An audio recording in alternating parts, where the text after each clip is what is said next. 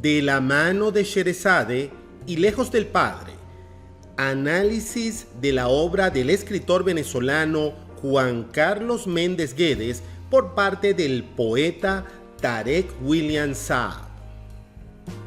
De la mano de Sherezade, lejos del padre. Él no me conoció. Sobre sus cabellos nació de nuevo el molino de viento loco y un día regresó a sus tierras. ¿Has muerto, padre? Te maldigo. Slavko Zubčík, amigo de Tarek William Saab y Juan Carlos Méndez Guedes. Dice en su artículo Tarek William Saab: el intento primario de todo lector es acompañar la palabra que vemos, atraerla hacia ese lugar invisible en donde se reúnen fraternalmente las cosas del alma y de la razón. En el borde más transparente de ese espacio es el fervor quien vence. Querer la luminosa calidez de algún poema, andar en silencio junto a la reflexión profunda, animarse de cara a una anécdota feliz y así hasta que el verbo, hecho ya imagen en la memoria, se transfigure en su entrañable compañero de viaje. Juan Carlos Méndez Guedes, Barquisimeto, 1967, internaliza esos hallazgos cuando concibe casi al mismo tiempo sus dos libros hasta ahora publicados: el libro de cuentos Historias del Edificio y el libro de ensayos La Resurrección de Sherezade, un grupo de narraciones y ensayos de ensayos unidos irremediablemente por una imagen dual. Al inicio será Sherezade derramada, toda vez que ella simboliza un sentido primigenio, el de la anécdota creadora como hueso del texto. Y al igual que Adriano González León o Eduardo Liendo, Juan Carlos Méndez Guedes termina también seducido por un encanto. Eso que teóricamente nos explica en su libro de ensayos, igual lo recrea en sus narraciones. Escrituras dobles emparentadas por la mesura, el empleo de un lenguaje poético, ajeno a esa ampulosidad retórica ejercitada por sus antecesores. Ello nos lleva a una primera aproximación. Juan Carlos Méndez Guedes, de la mano de Sherezade, construye una zona emblemática en donde los sentimientos se concilian con la inteligencia, a la usanza de los amantes que se juntan sin estridencias bajo el rapto cómplice del afecto sutil. Hemos dicho en alguna oportunidad del autor que nos ocupa, que conforma junto a Slavko Zubčík, nacido en Valencia en 1970 y autor de Dragi Sol y Vinko Spolokhiva, ¿Quién te mató?, lo más talentoso de la narrativa joven nacional.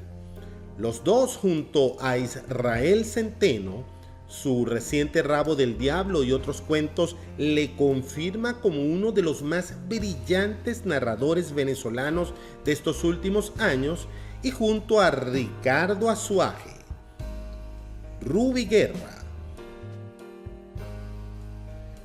Nelson González Leal, Luis Felipe Castillo y Eloy Yagüe Jarque han ido gestando una cuentística digna de ser registrada con atención por sus repercusiones presentes y futuras. Historias del Edificio, compuestas por dos secciones, la primera en la que le da título al libro y la segunda, Otras Historias, se inscribe en la búsqueda reiterada por hacer de una ciudad como Caracas el escenario principal del relato. Fuera y dentro de los apartamentos de este edificio desfilarán torrencialmente delincuentes, policías, voyeristas, encapuchados, suicidas, tarados, víctimas, psicópatas, amantes, niños y ancianos, cubiertos por el sino constante de la violencia. Aquí los personajes sucumben casi siempre abatidos por la represión, los enfrentamientos entre bandas criminales, la voracidad consumista, el despecho amoroso, las circunstancias políticas, el absurdo, la mala suerte y esa tardía huella del humor, o la caída indetenible de los sueños. El aderezo a ese cóctel amargo es la instrumentación onírica, descriptiva, cinematográfica de una serie de secuencias irregulares, a veces tomadas a la manera de un flash detenido, otras ensayadas más bien escaleras abajo. Así la multiplicidad de voces teñidas por la metáfora adquieren estos cuentos un carácter lineal, en tanto que los sujetos que la componen urden tramas diversas que culminan al unísono en un dejo de desesperanza y resignación. Como muestra vemos esta parte de Atisbando un rostro en la oscuridad, cuento de Juan Carlos Méndez Guedes. Corro hasta el baño, desconozco mi rostro en el espejo, aterrado, palpo mis dedos, intuyo las fracturas, los ligamentos destrozados. Imagino entonces el recuerdo del concierto de Schumann. Grito, pero la noche, porosa y expectante, una vez más me absorbe y me disuelve. Veamos este otro fragmento de Juan Carlos Méndez Guedes de su cuento Comunicación. El muchacho titubea, detalla el rostro de los dos policías, observa a los ancianos que lo miran con ojos somnolientos y enrojecidos. Luego baja su mano derecha hacia el bolsillo del pantalón y entrecierra los párpados para cubrirse del sol. No tiene tiempo de escuchar los disparos. Historias iniciáticas absorbidas por una poética urbana desolada, en donde la realidad es mucho menos dada a los finales sorpresivos que la estructura visible de sus cuentos. Si en sus relatos Juan Carlos Méndez Guedes rinde homenaje a la urbe que nos redime y nos mata, en los ensayos de su segundo libro serán los escritores de esta y antiguas generaciones y sus obras quienes ganarán su vigilia. Es recurrente en estas reflexiones literarias el uso de la prosa poética para significar algunas fuentes, claves al momento de valorar las afinidades de este autor.